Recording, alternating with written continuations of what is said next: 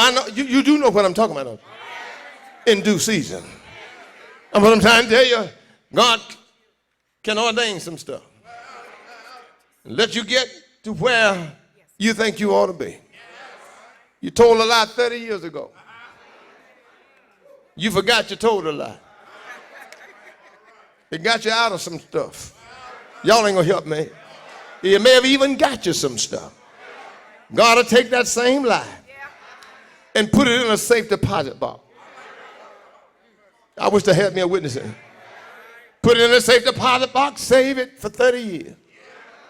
When you up shouting and praising the Lord, when you've gotten your clergy collar, and you stand behind a book board like this, when you got, you sharp, you neat, and everybody speak well of you, I wish they had me some help. God will reflect, open up that safe deposit box, and here come that lie right back at you. You cannot deny it, and God want to know how you going to deal with it now.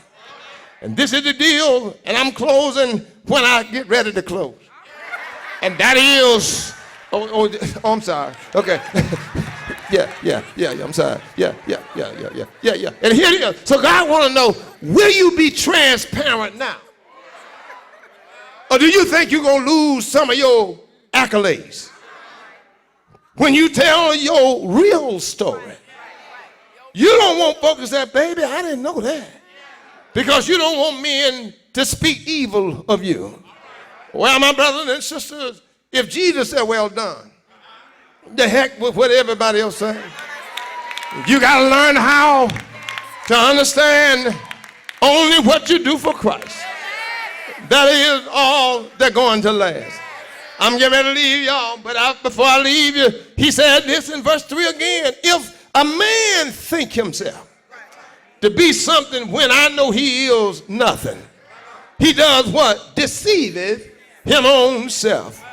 But then he said, let every man prove his own worth.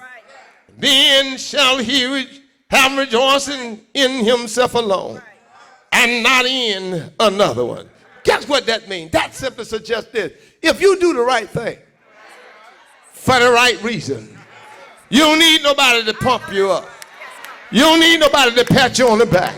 You don't need a plaque nor a certificate. You don't need a trophy. You don't need somebody to validate you. I wish I had no witness in it. If you do it for the right reason, God will prepare a table before you in the presence of your enemy. Look at your name and tell them, you can't stop me.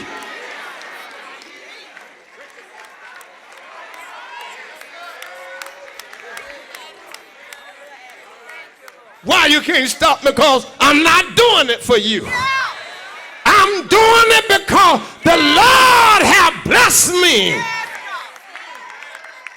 giving me the ability to do what I'm doing. Well, I got to leave y'all. I know I've been here a little while, but I told you I quit when I quit. And when I quit, you'll know I quit. The Bible said here in verse 4, but let every man prove his own work, and then shall he rejoice in himself alone and not another one. For every man shall bear his own burden. Well, my brothers and sisters, what that simply suggests is, if you did it, own it. If you did it, wear it. If you did it, confess it. If you did it, repent of it. Stop putting layers of clothes over it. Stop putting wigs and extensions over it. Stop putting makeup and eyeshadows and eyelashes over it. Y'all gonna talk to me in a minute, but I come to tell you, stop trying to put all this expensive perfume and cologne over it. Because if you are a sinner, you're just a good smelling sinner.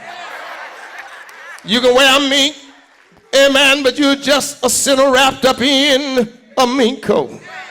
Well, I got to leave y'all, but before I leave you, look at your neighbor and tell them it's at the end due season. For the Bible declared, be not deceived, for God is not mocked.